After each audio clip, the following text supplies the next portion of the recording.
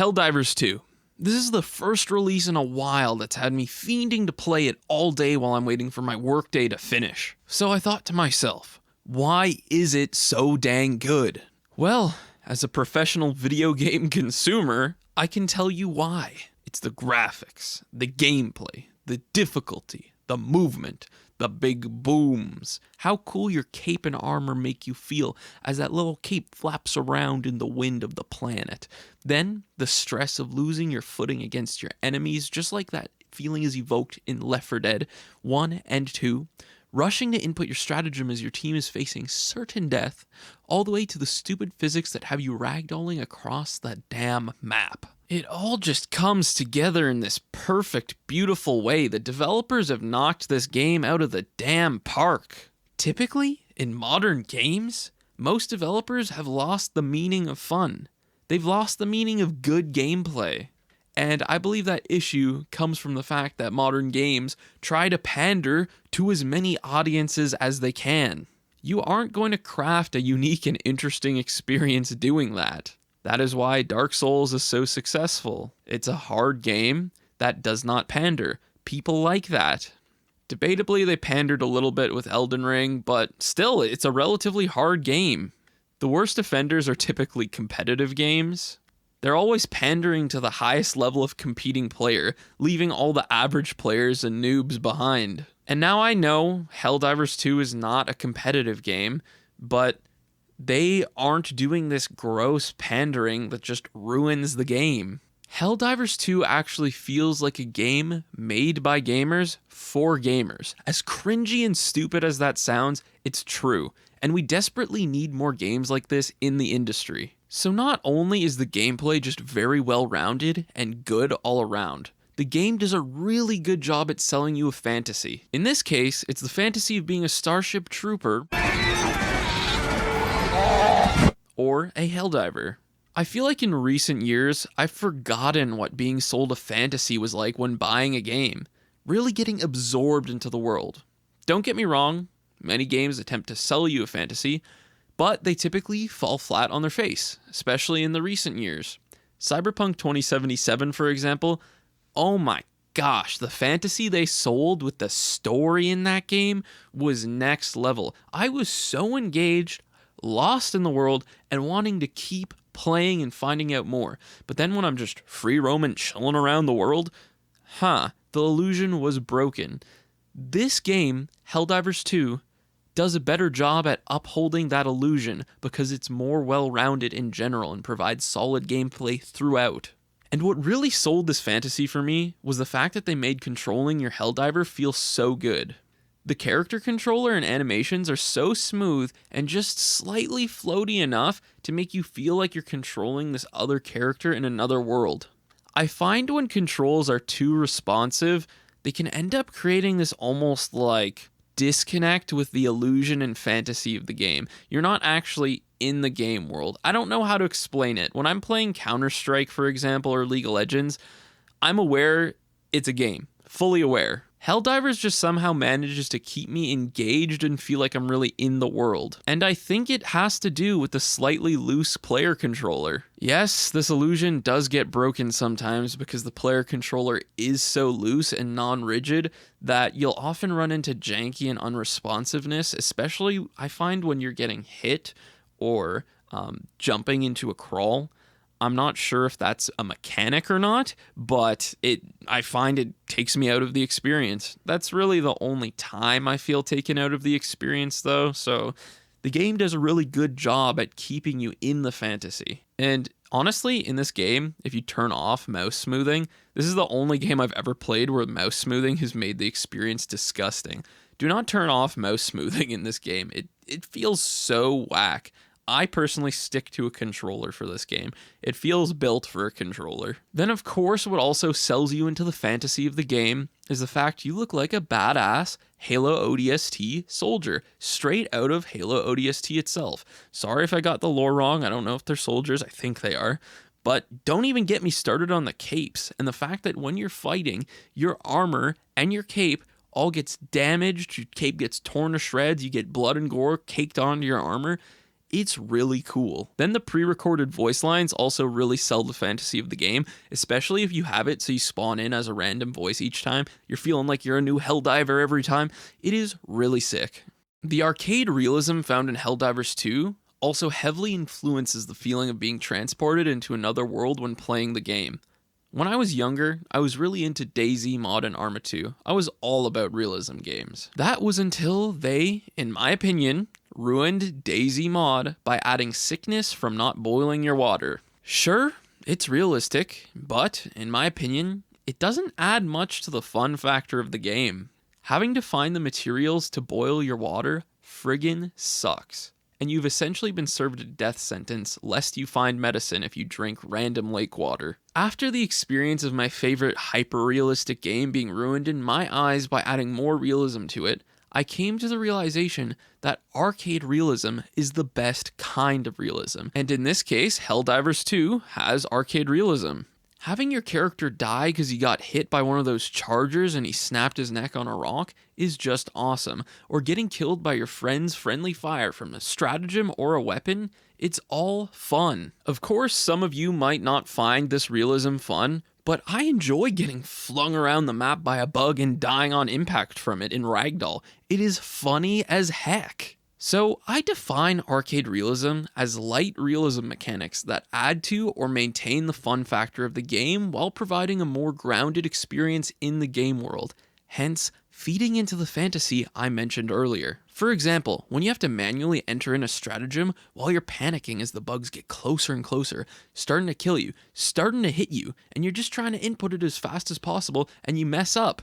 It's like, that is intense. They have created an intense, engaging gameplay. So not only do stratagems add a sense of agency to the game, you also have to do a little dynamic skill minigame that rewards you for improving. You get stratagems down faster by being better. Think about how much more lame the game would be if you didn't have to play that little minigame every time you wanted to call down support. It is an addictive mechanic. It's also an engaging arcade realism mechanic because the Helldiver in actuality would need to enter in a code to call down support, and instead of assigning it to a single button, they actually make you enter in the code, making you feel more grounded in the game world. There are many other cool engaging mechanics like this, such as the autocannon where you can wear a backpack for your buddy while they fire this crazy heavy cannon, and you're essentially speeding up their reloads. So they've somehow managed to make this engaging, interesting mechanic that also makes certain weapons better so they're not as broken. So not only are they balancing the game, but they're making it more engaging. This is some genius stuff. Of course, this is all subjective. You might not like it, but I'm loving it. All of these elements actually feed back into the idea of selling you a fantasy, keeping you engaged in the world, making you feel like you're there. It provides a highly fun, immersive, and engaging game world. Now, let's finish out the video with some other small notes I've had. I have to also mention and praise the hybrid unlocking system. It bridges the classic progression systems we know and love from old games with one of the least aggressive battle passes I've ever seen. You can unlock this battle pass by finding super credits in the game world. They give you their premium currency in the game world. Think about that. These guys are the best developers. This is awesome. This is what every game with a premium currency should be doing if the game's a paid friggin' game. And honestly, I find it's usually a shame to see battle passes in a game. And to be honest, I at first was quite disappointed that they had one.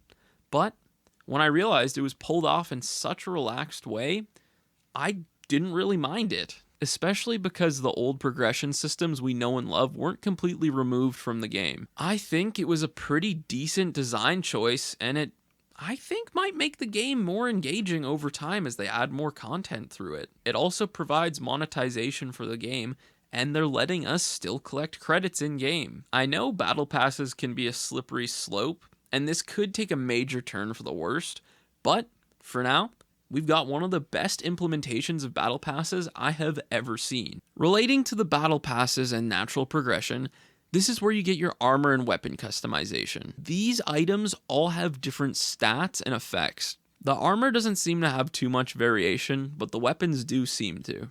Weapons can have different effects like igniting or explosives or normal rounds, or you can have them shoot faster, slower, reload full magazines, load manually one by one. It's just really interesting. The armor is kind of split up into light, where you move really quick, medium, where you don't move that quick but you're decently protected, then heavy, where you're slow but you're very protected. Each of these pieces can get different modifiers on them that affect different percent chances. For example, I like using this heavy armor that offers a 50% reduction in explosive damage, and when I'm laying down using an LMG or something, I get less recoil. It's really nice. You can even have different types of grenades. It's awesome. And of course, there's the stratagems, which give you different strategies in game. You can fire off massive payloads or maybe just call in some resources. The game really feels like it wants you to find your own personal playstyle, and it's simply fantastic. Everybody I play with has a different playstyle, and all those playstyles typically end up being quite strong. So you guys done thought I could mention all these really good, awesome, amazing things without talking about any of the bad stuff, didn't ya? Well, you were dead wrong. On this channel, we don't operate on this plane of existence where we just praise the hell out of games for doing all this good stuff. We actually critique games here. This has to be one of the worst releases I've ever experienced in a game. I will say this, I've missed out on some of the bigger horrible launches like Diablo 3. I bought that game a couple months after, but I don't care what anybody else says. This fallacy where people believe because other games had way worse launches means that this launch that was a little less terrible is acceptable. What the hell are you talking about? All bad launches should be unacceptable. This launch was terrible. I had major stability issues with crashing, not receiving progress from finishing missions, absurdly long player queues, and black screens where they just stopped letting anybody log the hell in. Then don't get me started on AMD graphics cards not even working for half of the AMD users. And I remember, the weekend I first got the game, they held a maintenance day on a Sunday. Why not do it on a Monday? I was busy all weekend, and I was so excited to play on Sunday. And that, like, people work. What the hell are you doing maintenance on a Sunday for? People are at work on Monday. Do it then. And yes, I'm aware most of these issues, other than the AMD instability issues, are server related because they didn't have enough servers. They did not expect this game to get as big as it did. The original Helldivers, I think, peaked at something like 1,000 or 3,000 users on Steam at once. I'll put an image up on screen. I'm just spitballing while I'm recording this right now. So to a degree, it's excusable. It's not like it's Diablo 3, where it's one of the most highly anticipated games of all time, and then they don't make, like, any servers. Like, what? But regardless, it, like, I don't like it. Like, fuck.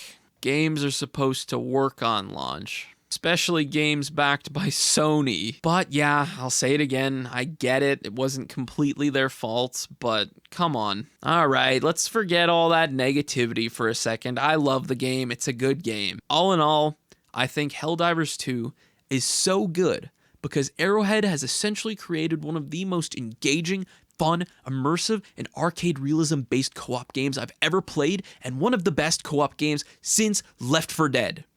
Of course, I can feel the spell of this wonderful game beginning to wear off. The fantasy doesn't last long for me with video games anymore. But those first 30 hours of this game were pure bliss and joy. I can say I was straight up entranced and addicted to the game. This game deserves the hype. Arrowhead deserves your money. Go play the game. Thank you for watching the video.